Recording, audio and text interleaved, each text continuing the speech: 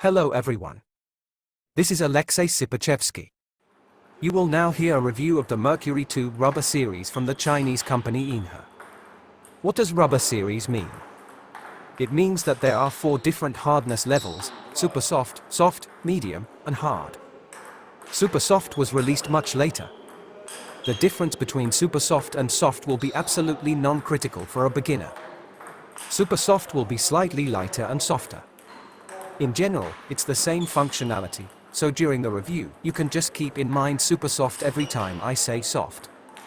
For the sake of simplifying the assimilation of information, I will refer to the Mercury 2 series as a series of 3 rubbers. In essence, these are 3 different rubbers, although they are somewhat related to each other. Soft differs from medium not as much as soft differs from hard. So, what is this series? These are very cheap rubbers. Mature players usually don't play with them.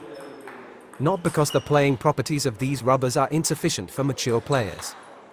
It's because people usually choose based on price, and mature players usually do not consider such cheap rubbers for themselves.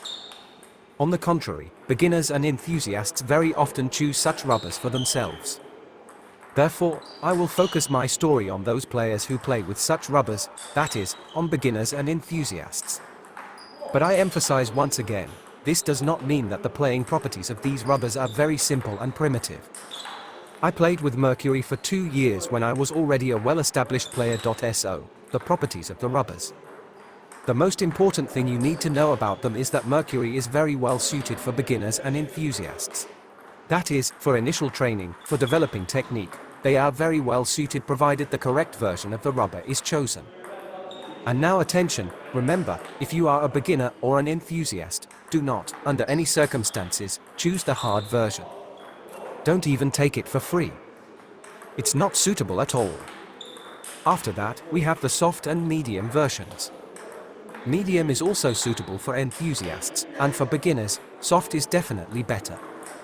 As for the difference between soft and medium, it's impossible to theoretically explain it so that everyone understands which one is better for them. You have to try it personally. In general, for beginners, soft will be better, and for enthusiasts, both options are suitable. It depends on individual preferences. There's not much to say about choosing the thickness of the sponge, as the standard thickness made by the company is only 1-2 mm. Thinner thicknesses are only available by special order, and you are unlikely to find them for sale anywhere. I used to order these rubbers in thicknesses of 1.5 mm and 1.8 mm. At the moment, I don't order them anymore. If the maximum thickness is indicated somewhere, then in fact, the thickness there is 2 mm. Simply put, for Yinhe, when the maximum thickness is indicated for pips in rubbers, it usually means 2 mm. Now let's move on to the technical properties of the rubber. This is a Chinese-style rubber. There is no catapult like the Tensus. The speed is average, maybe slightly above average.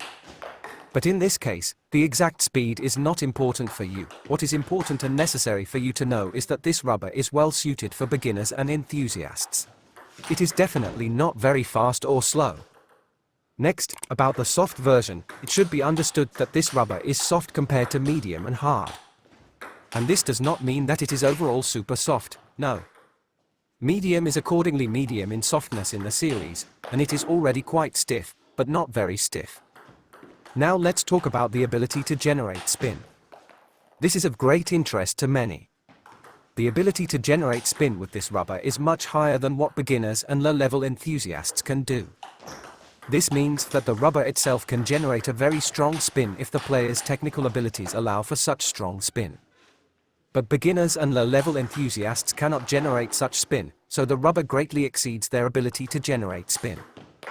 In general, the ability to generate spin with Mercury is good, completely inconsistent with the very low price. The next point is durability. Mercury belongs to the category of the longest living and indestructible rubbers. Even if it is used for playing in the yard, where sand sticks to the balls and rubbers. Even there, Mercury serves for a very long time, so if you are concerned about the question of how much quality you will get for the money paid, then the price-quality ratio is maximum here. The rubber is very cheap, and for this money you get a lot. The rubber is made with quality, the percentage of defects is minimal possible. I do not remember a single defective Mercury that we came across. Sometimes there may be spots or streaks on the surface. This occurs among any of the cheapest Chinese rubbers. This is not a defect, as it does not affect the playing characteristics in any way. If you have not encountered this personally and are buying for the first time, keep in mind that there may be some color irregularities on the rubber. And this does not mean that there is something wrong with the rubber. Among the cheap rubbers, this is not abnormal and is not a subject of complaint about quality.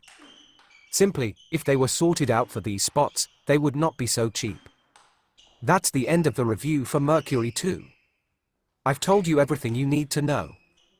We already have a separate review for Mercury 3 on our channel.